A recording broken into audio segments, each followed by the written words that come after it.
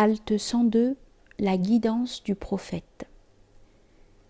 S'adressant à son envoyé Mohammed, qu'Allah lui accorde la bénédiction unitive et la paix, le Très-Haut a dit « En vérité, tu ne guides pas qui tu aimes, mais Allah guide qui il veut. » Sourate 28, verset 56. Et en vérité, tu guides vraiment vers une voie droite. Sourate 42, verset 52.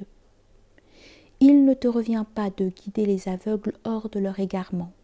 Sourate 27, verset 81. Sache qu'il n'y a pas de contradiction radicale entre ces deux sortes de versets relatifs à un même sujet.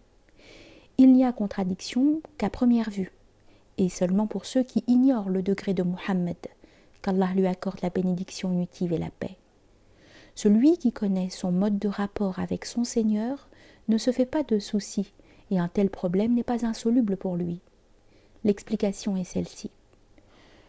Le prophète mettait tout son zèle à guider les serviteurs d'Allah pour éveiller leur foi et les conduire sur la voie de leur délivrance, ainsi que le Coran nous l'indique. Il lui est pénible que vous résistiez, il est attaché à vous. Sourate 9, verset 128. Par compassion, Dieu lui dit aussi « Peut-être tourmenteras-tu ton âme du fait qu'ils n'ont pas la foi. » Sourate 26, verset 3. Et peut-être tourmenteras-tu ton âme du fait des conséquences pour eux s'ils n'ont pas foi en ce discours divin. Sourate 18, verset 6.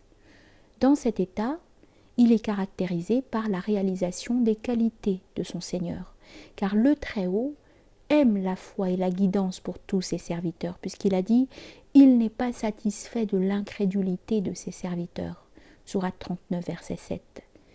Il n'aime pas cela pour eux, et il aime qu'ils aient la foi et la bonne guidance. Il ajoute « Si vous faites preuve de gratitude, il en est satisfait de votre part » Sourate 39, verset 7. Il ne faut donc pas concevoir qu'il aimerait une chose qu'Allah, qu'il soit exalté, n'aimerait pas, ou qu'il voudrait autre chose que ce qu'Allah veut, car il faut différencier l'amour de la volonté. Lorsque le saint, l'ami de Dieu, qui n'est qu'une goutte de son océan sans limite, accède à la perfection totale, sa volonté fait une avec la volonté d'Allah. Il ne veut que ce qu'implique la volonté éternelle, qu'il déteste ou aime cela par nature personnelle ou au point de vue de la loi. C'est ainsi que lorsqu'il dit pour une chose « au nom d'Allah », cela a valeur de soi, et elle est. Sourate 36, verset 82. En raison de l'identification de sa volonté propre à la volonté de Dieu. On a dit que dans sa réalité essentielle, l'homme parfait est celui dont le pouvoir accepte tout possible, comme la toute-puissance de son Créateur accepte tout impossible. Les trésors des choses sont en son pouvoir, et leurs clés sont dans sa main. Il en fait descendre ce qu'il veut selon une prédestination.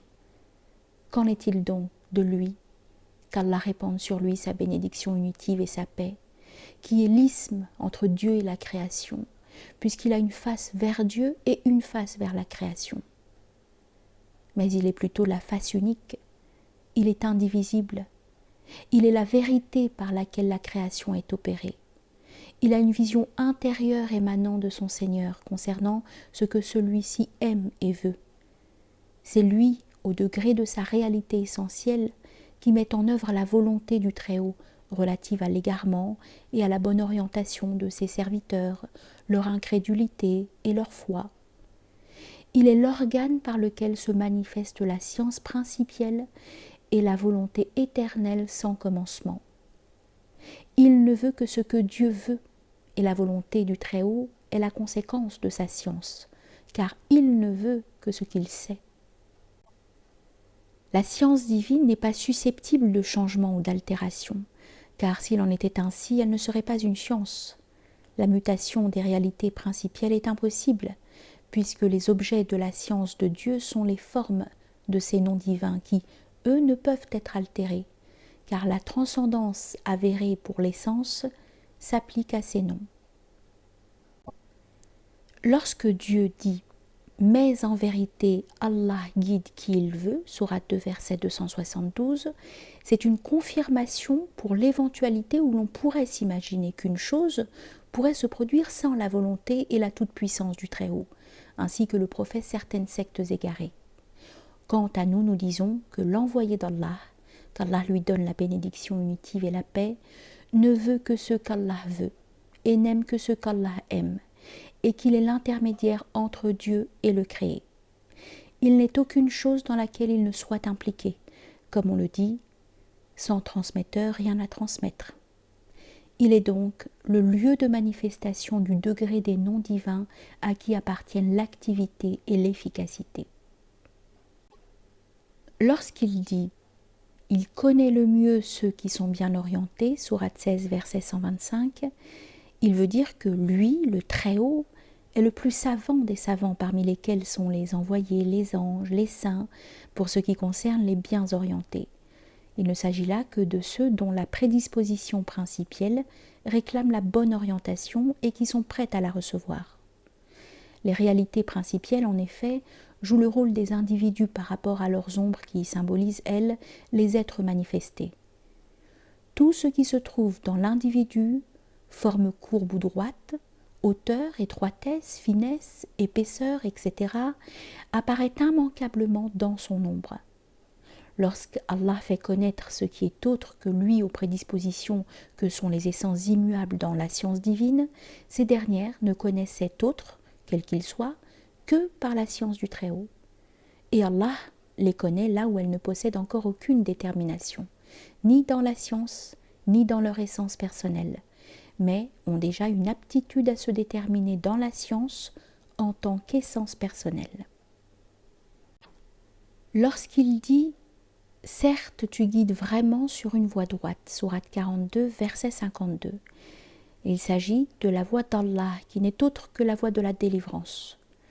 Ce verset confirme ce que nous avançons. Le prophète est bien représentant d'Allah dans les fonctions de guidance et autres. C'est là son califat, sa lieutenance suprême. Il guide qui il veut par la guidance d'Allah. La guidance, pour les êtres, s'opère soit par la raison, l'intellect, soit par les envoyés divins, sur eux la bénédiction unitive et la paix. Et la guidance des deux, intellect et envoyé, s'opère par l'envoyé d'Allah, qu'Allah lui donne la bénédiction unitive et la paix, puisqu'il est la lumière fondamentale, source de toute lumière et réalité essentielle de toute réalité essentielle. En vérité, tu ne guides pas qui tu aimes, s'adresse donc à l'aspect d'altérité, de disparité du prophète en tant qu'il est un envoyé créé tel que le voient les êtres voilés. C'est ainsi qu'Iblis l'a considéré lorsqu'il a dit à l'envoyé d'Allah « Tu as comme nom le guide, mais tu n'as rien à voir dans la guidance. » Et son nom est le distant qui égare, alors qu'il n'a rien à voir avec l'égarement. Cet ennemi d'Allah a dit cela par pure ignorance de la réalité essentielle de Muhammad, comme il avait ignoré la réalité essentielle d'Adam, le père de Muhammad. Lorsque Dieu dit « Certes, tu guides vraiment vers une voie droite », cela signifie sous le rapport de ta réalité essentielle, car tu es la première autodétermination, le lieu de manifestation parfait, le lieutenant, le calife mandaté. C'est ainsi que Dieu donne à Muhammad, qu'Allah lui octroie la grâce unitive et la paix, ceux qui lui refusent, car il n'a pas de réalité avec Allah qu'il soit exalté. Il n'est que l'apparition de Dieu pour lui-même, par lui-même. Il est l'expression de la connaissance que Dieu a de lui-même. Ces deux versets sont deux degrés liés par le sens, quoiqu'ils semblent éloignés dans le noble texte coranique. En continuité, cela donne « En vérité, tu ne guides pas qui tu aimes, mais Allah guide qui il veut » sourate 28, verset 56. Et aussi « Certes, tu guides vraiment vers une voie droite » sourate 42, verset 52. Il en est de même pour le verset « Tu n'as pas lancé quand tu as lancé, mais en vérité, c'est Allah qui a lancé » sourate 8, verset 17. Il nie le lancer pour Muhammad, puis le lui attribue et finalement transfère à Allah ce lancer qu'il a attribué à Muhammad. Le discours force à conclure que le lanceur est bien Allah, qu'il soit exalté, cependant que le présumé lanceur est Muhammad, pour ceux qui sont voilés.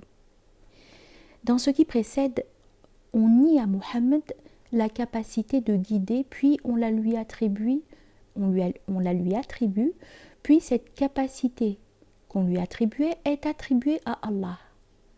Le discours force à conclure que le guide est Allah et qu'il est appelé Muhammad, qu'Allah lui accorde la bénédiction unitive et la paix. Ne nous comprennent en cela que les gens de notre voie initiatique, sachant que ne te comprend que celui qui partage la même évidence que toi. Comme l'énonce le dicton populaire, seule sa mère comprend ce que dit le muet.